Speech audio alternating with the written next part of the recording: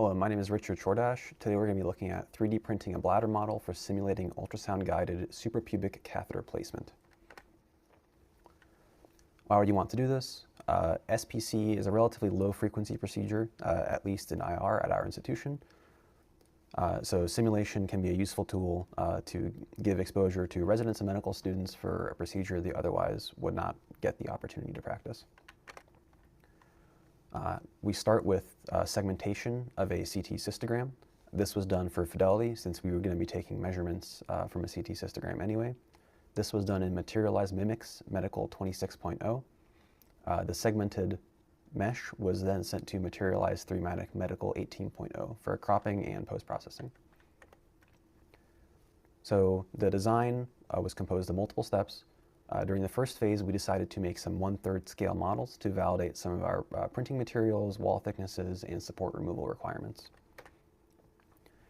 In phase 2, we added fittings for support removal, as well as a luer lock fitting so that we could pressurize the bladder using a syringe or IV bag.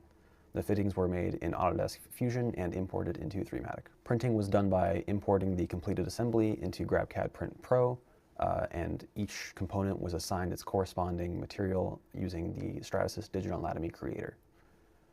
This was then 3D printed on our Stratasys J5 MediJet 3D printer.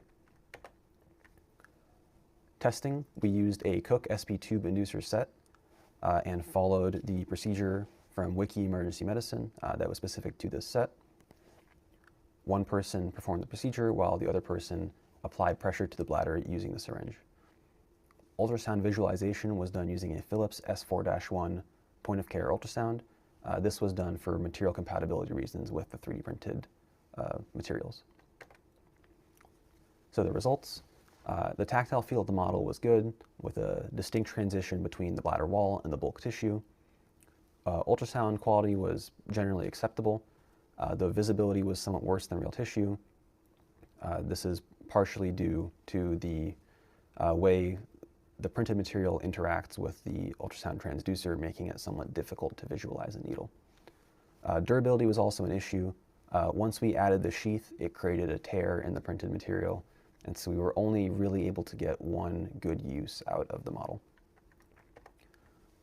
In conclusion, PolyJet 3D printing was an effective prototyping tool, but it's probably not a good choice for the end use case. Silicone or ballistic gel is likely going to be more durable, but the PolyJet model was a good proof of concept and provides us a good starting point for future models.